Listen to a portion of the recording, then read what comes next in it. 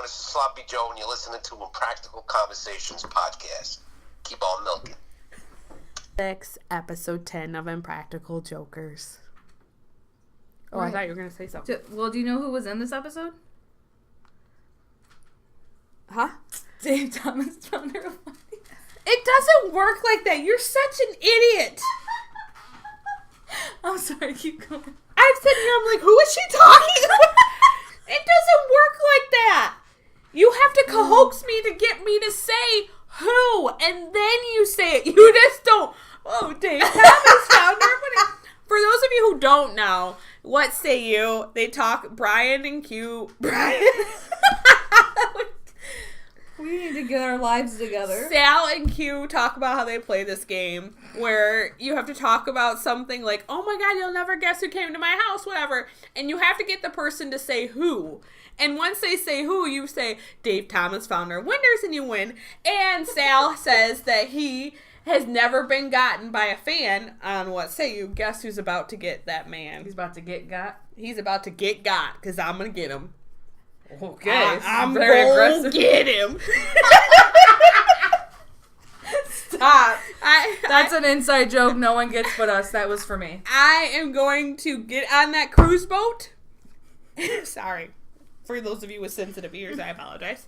I'm going to get on that cruise boat and I'm going to be like, Sal, you'll never guess who I ran into. And when that little fucker says who? Ooh, I'm sorry. When Sal says who? This is really aggressive. That's getting edited out. No, don't. When Sal says who? I'm going to be like, Dave Thomas, founder of Wendy's. Record it so he can never deny it. Yes. And I'm going to tweet it at him every day. Every day? Every the rest of his life? fucking day.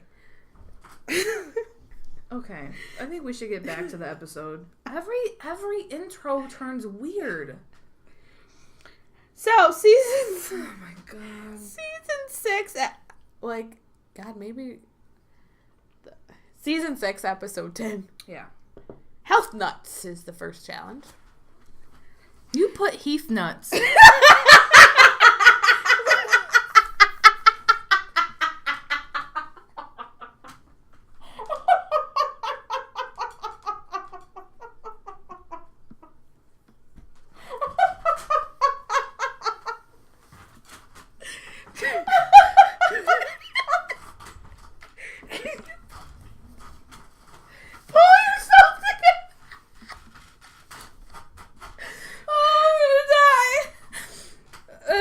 Okay, so Tiffany and I trying to write out a little outline of each episode in case we get off track to remind us what's going on. And she wrote Heath Nuts at the top, and I don't know why. It's so funny, but it is. I'm not sure. You know why? This is why it's so funny. Because before we started recording, I looked at Heath Nuts, and I saw I don't know what episode this is, and you're like, oh, I'll explain it. So that's why Heath Nuts had me really confused. So yes, like Ashley said, of course we watch the episodes, but because we're a little bit behind in the season, sometimes we have to go back and rewatch the season, or rewatch, like we know the episode, but we have to rewatch maybe the punishment or part of it, or sometimes we do have to rewatch the whole episode so we can get the notes down. We like to talk about detailed stuff, like verbatim what people say and all that. So especially if we're quoting the guys, we want to make sure that we're not misquoting them. So what I usually do when I'm the one taking notes is I write the name of each challenge down. So to refresh your guys' memory on, hey, because sometimes if you hear the challenge names, you think, oh, okay. Yeah. Well, apparently this one's called Health Nuts. And it's really not that funny, but it is. Heath Nuts. Like, that was a good solid 10-minute laugh, I think. Oh my God. I have not laughed that hard in so long. We've laughed that hard all weekend about the bongo. Okay. So anyway. The bongo. Sal and Q are up first. Yeah. So Sal is the one is like talking. Yeah. And Q is supposed to be his hype man in the audience. His hype man in the outfit. Not to mention, Q walks in with that damn Superman. I know. What is going on with that thing? And the ponytail. I don't know. He's rocking it, I guess. So Sal's talking about how he's nervous, and they're like, oh, you got Q to back you up and whatever. So, yeah. It's kind of cool that they're for once working together. Yeah. Yeah. You don't see those two teamed up very much. Yeah. I don't know. But anyway, so it starts, and Sal's talking about how he likes to do new things and new adventures and stuff like that. He gives a list of things that he does. And then it comes to, I took a kid out into the woods. And Q comes right with it, like, yeah, you mean you went camping? Because it kind of sounds like a camping story. And Sal's like, yes. So Q saves Sal, you know. Yeah, from the awkwardness. So then, the next one is, I got a massage from a real person from Thailand. Got a real Thai massage. A real Thai massage. And Q didn't even have to save them because everybody, I think it, like, either, like, went over people's heads or they just were, like... I don't understand it, so I'm turning my brain off. Yeah. So then he starts talking about his 30-year comic. Oh, yeah. And that guy is giving Sal the business. He's offended by it. Yes, he's like, 30 years to How make was a that a comic. positive thing? Yeah. And 30 years to make a comic, that's ridiculous. And Q's... Judgy motherfucker. Well, Q saves Sal by saying, no, this was his goal. He wanted to do in 30 years, so he reached his goal. And Q keeps saying, we're all basically saying the same thing. Even though they're not. They're completely on different ends of the spectrum. But Q's like, we're both saying the same. We're all saying the same thing. And finally the guy is like, thank you, I'm done. I know, right? I just said that. Q was a good hype man. Yes. Yeah, Yes. good. By all, yes, Yeah. What keeps happening throughout it all? It hasn't come to that yet. Oh, okay. I'm jumping the gun. It is. I'm not looking at your notes no more It is because that I time. can't. So then all of a sudden, what is it, Ashley? What's the sound? Bam, bam, bam. Time for broccoli! Can I just say I love broccoli? I'd take it. And Q's like, Q gets all excited. He really is. He's overly excited. And he's like, Sal's happened now, like, huge pieces. pieces of broccoli. It's like a bouquet of broccoli. broccoli. That's the word I was trying to get to. Oh, bouquet. Like a bouquet of broccoli. Yeah, it's a lot. And Q was like, oh yeah, you're gonna take some of this. So people are taking it. And the one lady's sitting there holding it like she's holding a bouquet. The one lady wraps it up in a napkin and like puts it in her purse. Yeah. Yeah. So then, That was polite. now it comes to the team workout. Yeah. Sal's like, would anybody like to help me? And this is where they start doing the push-ups Push-ups. off of each other. Yeah, they gotta like... And I love it with, like, it's like the second or third push-up they come in and Sal just loses it. Yeah. Like, he starts... When they were first advertising season 6 and I saw that, that's one of the previews. It's just them leaning in and Sal laughing. And I kept going, what is that episode? What is going on? Are they about to kiss? Tongue chicken?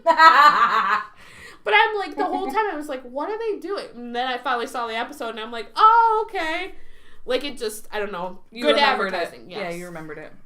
Let's see, what's next? Well, they bring up the broccoli a couple times. Yes, and then it's like, last time for broccoli! And does he just give it all to Q? Yeah, like, Q, oh, you're really loving it here. I'm gonna take the whole box home. So then Sal and Q get the thumbs up. Yeah, of course. Yes. They did it all. Then it's Joe and Murr. Yeah. So... I feel like they're both good bullshitters.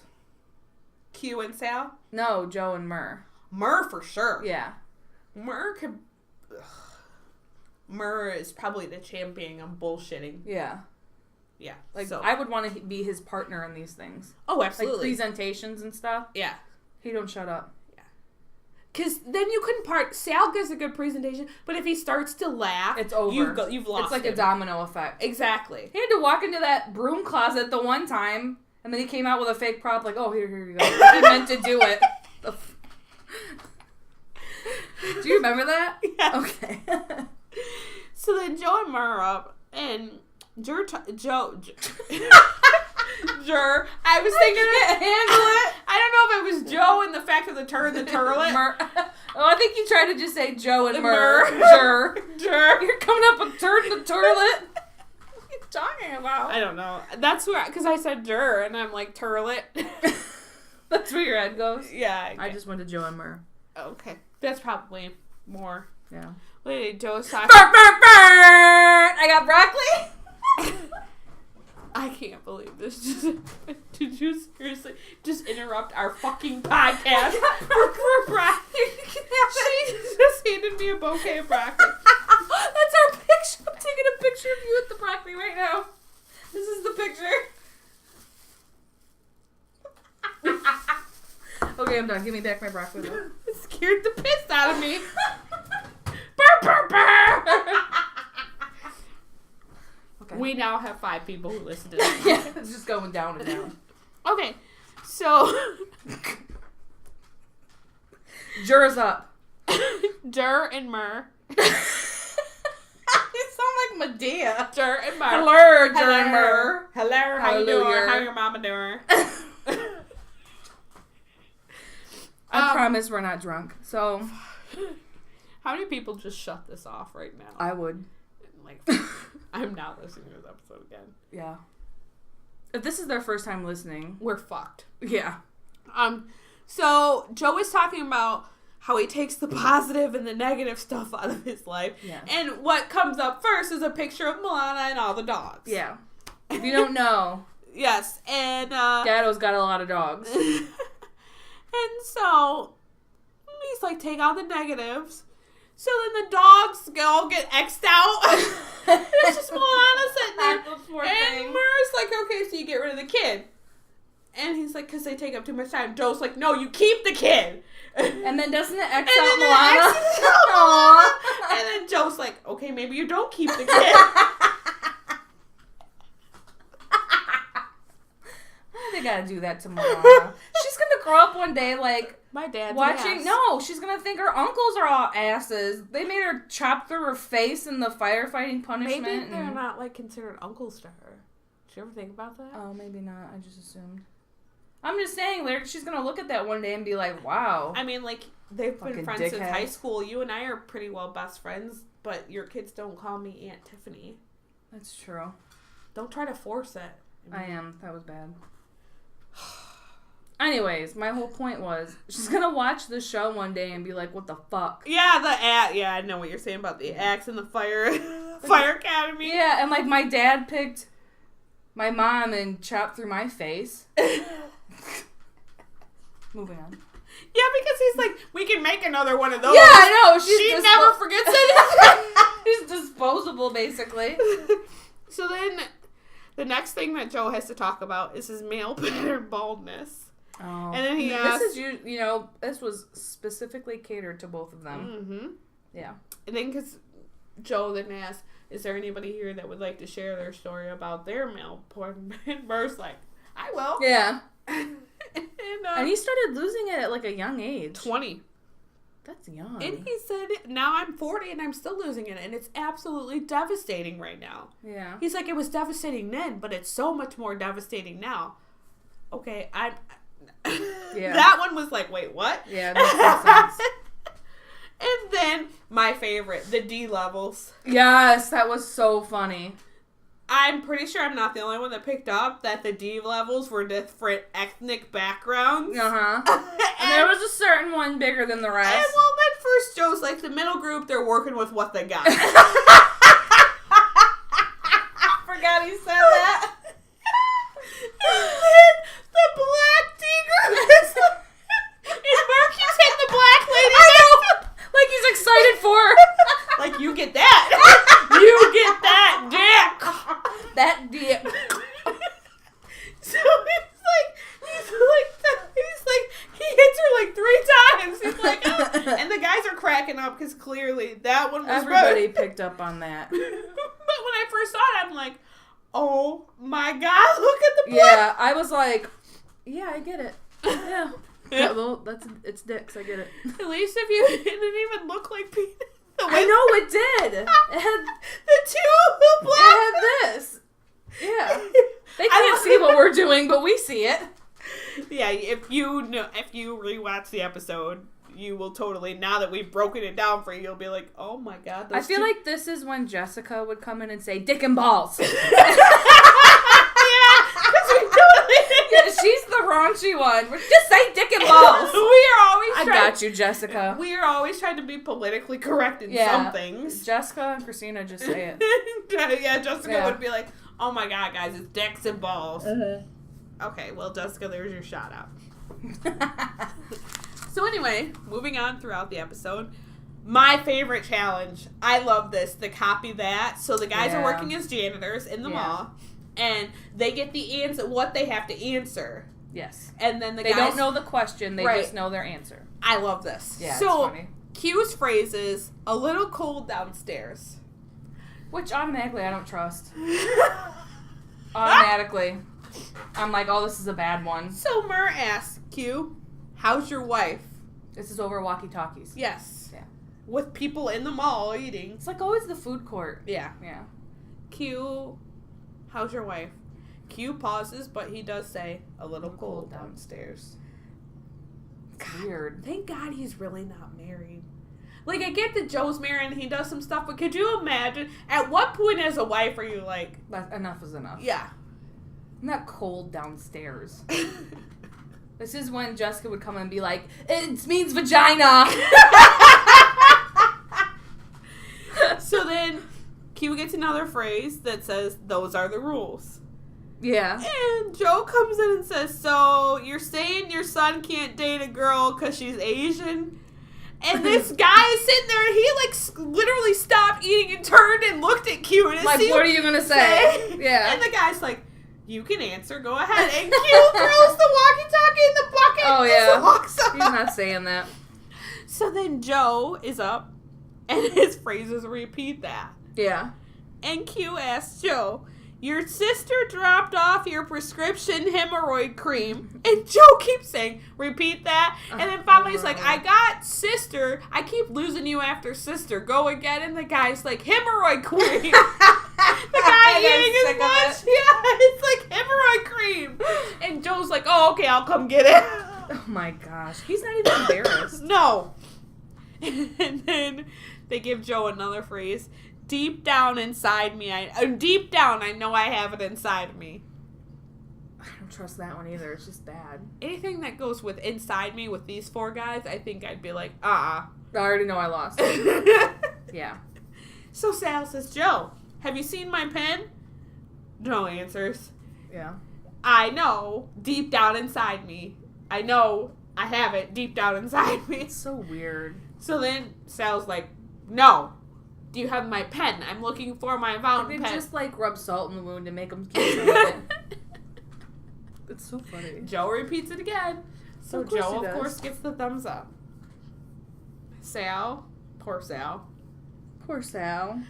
His first phrase is ho, ho, ho. Mm-hmm. Mur asks Sal, Sal, how would you describe your sisters? Sal, without even missing a beep, says, ho, ho, ho. I thought for sure he was going to be like, nope, I'm not saying it. But he did. He surprised me. Does he has sisters. Does he have 3? I thought he has 2. He's 3. I don't know nothing about nothing. He's the only boy. I do know that. Oh. I don't know if it's... Yeah. I've been pissed. And then... Sal's next phrase is in progress. Yeah, I like this one. And Joe says, go ahead.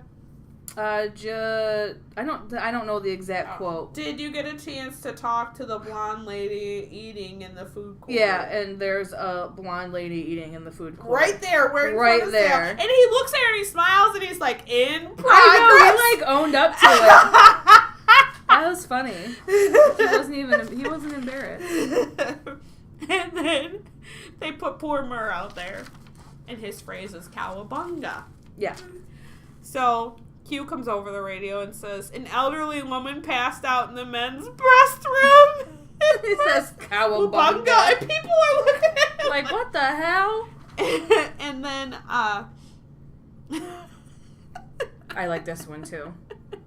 Well, before, I guess I should go back when Mur asked, why is there no water in my bucket? It just seems odd. Yeah. And so then Joe comes back with, Mur, why is there no water in your bucket?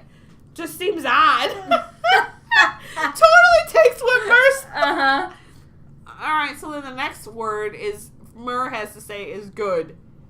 This is like the worst.